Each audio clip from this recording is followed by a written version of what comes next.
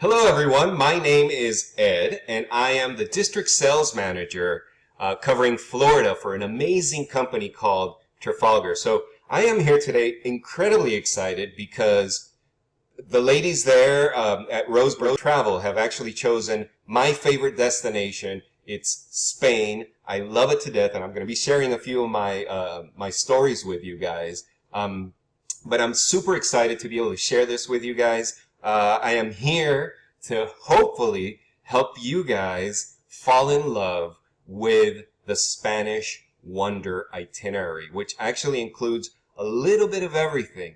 It kind of runs from south to north, and it's kind of a fusion of all these different cultures that you'll get to experience. So let's see some of these questions that the ladies there had for me.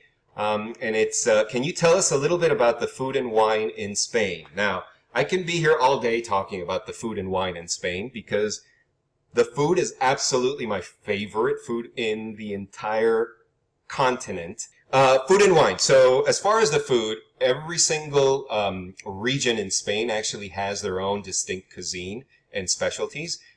Spain's culinary traditions are based on a lot of like the homegrown like vegetables, the fruit, the meat, the poultry, and you'll find it like right there. You'll find it in all the markets. Local, fresh, amazing, tasting, fruit and vegetables, and then their oils and their spices are just unbelievable. Then when you move into like the coastal areas like Valencia that you guys will be touching, it's very popular. You're going to see the best seafood in the world. Really, really good seafood, which is kind of spread all over the country. But the coastal areas are really known for that incredible, incredible seafood. But the most popular dish in all of Spain is actually called paella, and it's kind of like a stew, which actually originated in Valencia. So when you guys are in Valencia, that's what you need to have. So wait for Valencia to have that incredible, incredible, paella. So it's, of course, the main ingredient for the paella is the rice, which is actually grown in the flatlands in Valencia. And it's a mix of things. It depends on where you have it and the family or the restaurant's specialty. But it will, it could have pork, chicken, rabbit. It's going to have a mix of kind of like seafood stuff. The black one there that you see on the rice has, on the right-hand side, sorry, has squid, and that's why it's that darker color. And then you have the more traditional one that's on the left. But, saffron, they'll add a little bit of wine to it. There's pimento, there's, the broth that they use, the onions. It's just an unbelievable, rich, flavorful, amazing, amazing dish. So wait till you're in Valencia to have it because you want to have it, where it was born. It's just an amazing, experience to do so. So that was a two-part question, right? I tackled the food. Let's talk a little bit about the wine. Unbelievable wines in Spain. So if you've decided to quit drinking, don't start now, all right? Wait till you're done with Spain because they are known for an amazing wine called Rioja. And it's very, very popular in the northern, or actually the best Rioja made is in the northern province, but it kind of moves its way around the country. So you'll find Rioja all over Spain. Amazing wine, highly recommended. And I know it's one of Amanda's favorites. So yeah, don't miss out on that. And then something else that Spain is really popular for is their sherry. And it's it could be dry, different grades of dry, all the way to kind of a sweet sherry. And it depends on the region, depends on the coloring, as you can see there, as far as which one is a little lighter and which one's a little bit stronger. But it's very popular for before dinner and even after dinner, like an after dinner kind of a pre-dessert kickoff kind of a thing. And then, of course, there's your ever popular sangria, which is served just about anywhere. And it could be white, It could be red. The more popular one is red because of that Rioja wine. And it's a mix of the wine with those incredibly locally grown, the locally grown fruit. And it's mixed with a soda water it's kind of like a seltzer water with a little bit of lemon in it. It's called casera. They mix that all together, and it's unbelievable. It goes with everything. It's an amazing, refreshing drink, especially for after, a few hours of maybe walking one of the plazas or something like that. Hits the spot. Okay, let's see. So on Spanish Wonder, my favorite itinerary, what do we have to look forward to in Madrid? So many things to look forward in Madrid. They say Madrid is like no other city on earth. There's no other place that's more alive than Madrid. There's a local saying, it kind of translates into that. The Puerta del Sol, which is kind of like the hub of Madrid, that's highlighted there. Beautiful, beautiful architecture, beautiful colors at night as well. You will be spending 2 nights in Madrid. The first night is kind of like your introduction, and you will have some spare time, but you will get to sit down with your travel director, and he will, ask questions, and you get to ask questions as well. You'll have some free time, so why not go check out that cider house, right? La Burbuja que Ríe. So make a note of that, and then tell me how it went, or tell Amanda, Tiffany, one of the girls there, how amazing it was. Yeah, this is not going to disappoint. I'm telling you, 100%. So that's your first day. On the second day, we actually kind of split Madrid with Toledo a little bit, because Toledo is so close to Madrid. It's about an hour and a little bit. So you will get to go to Toledo and visit the Church of Santo Tomé. And this is the home of one of El Greco's most famous paintings. It's called The Burial of Count Orgaz, El Conde de Orgaz. And that church actually has that majestic painting. So you'll get to do that.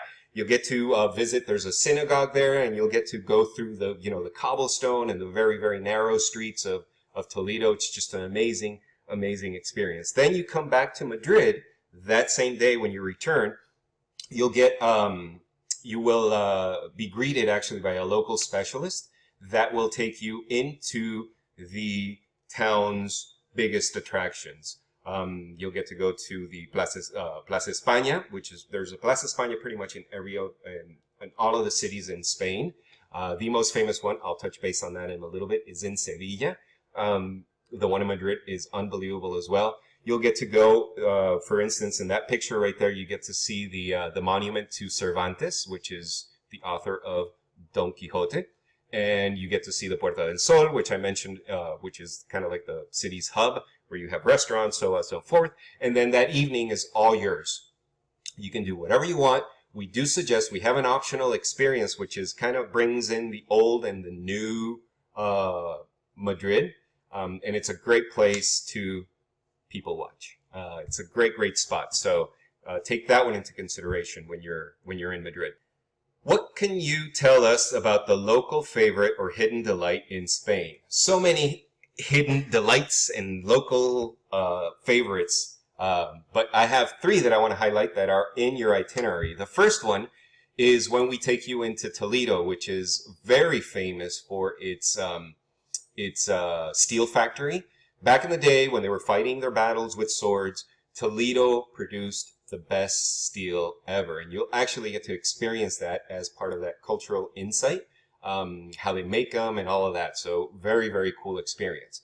The next one is probably one of the highlights of your itinerary. And we introduced this, we call it the Be My Guest experience. We introduced it a few years back.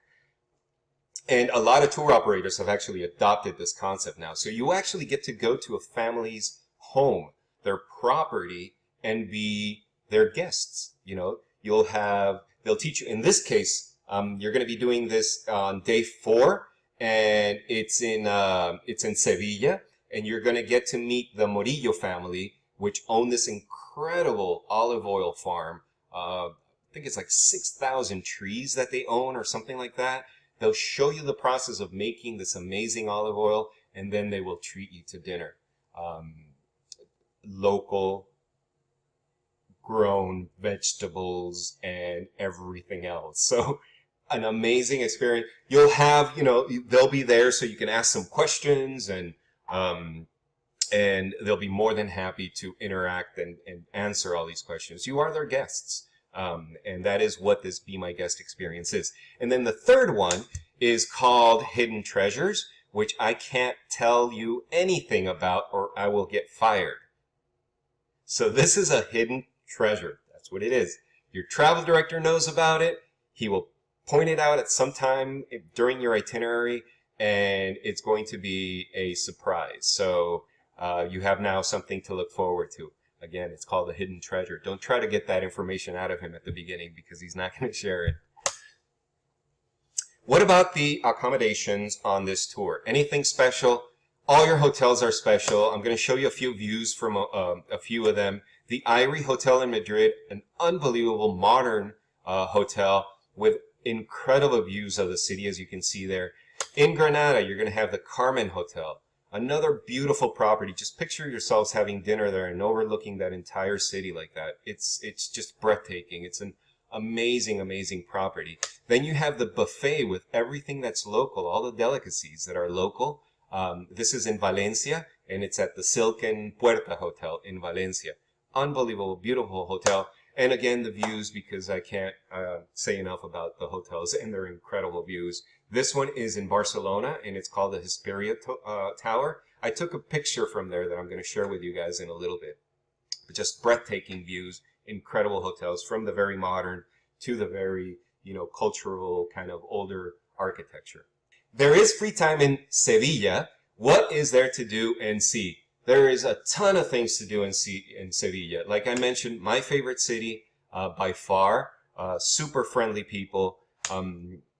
The Plaza España that I mentioned that every city has. Look at that. It's unbelievable just to take a stroll right there. But the number one thing to do when you're in Sevilla is to catch a flamenco show. That is the most energetic show you'll ever see. You have your guitar the guitar players are just magnificent. I don't know how they do what they do with the guitar. I play a little bit, but never like that. I have to tell you a story. My mom actually, when she was visiting my dad, and she kind of spent more time, of course, she had more time than I did when she was there. She took flamenco classes, fell in love with the culture, bought like 3-4 different dresses, which are not cheap. And she still kind of does it still, like her own little routine and workout. So loved it. Highly recommend it. We do have 2 optional experiences for flamenco, or you can go off and do it on your own. But ours are the best flamenco shows, and one includes drinks, and the other one actually includes a full 3-course dinner. So both of those highly recommended. Again, your travel director is there to answer any questions. Okay, and I guess those were all the questions. God, I loved talking about Spain. I love that destination. I really want to thank you, Amanda. Thank you, Tiffany. Thank you, all the girls there, for allowing me to express my love and passion for Spain. And I hope you get a lot of people interested in it. And if you guys have any questions, if you get any questions, please send them my way. You ladies have my emails, and I love doing this for you. So let's do it again, all right? Take care, have a great day, and hope to see you guys in Spain, all right? Bye-bye.